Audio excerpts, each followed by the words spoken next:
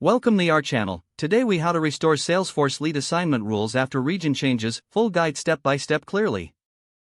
Begin by logging into your Salesforce account. Navigate to the setup menu by clicking on the gear icon in the top right corner. In the quick find box, type lead assignment rules.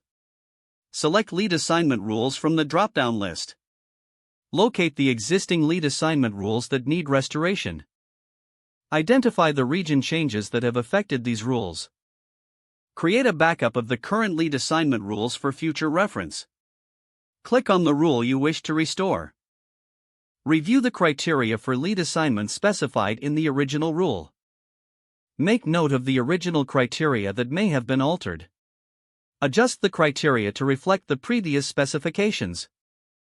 Ensure that the correct regions are selected for each assignment. Test the restored rules to confirm they function properly.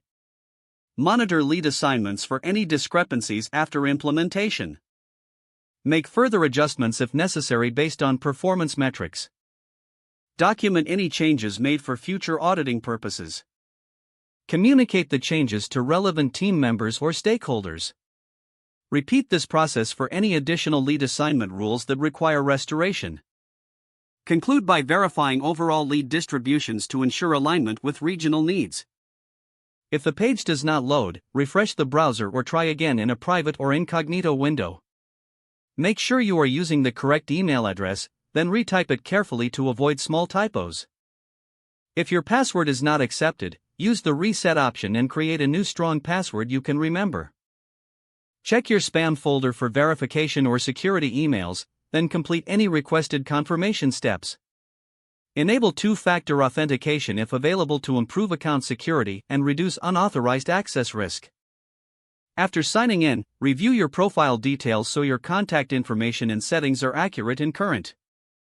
If you see an error message, note it down and try again after restarting your device and internet connection.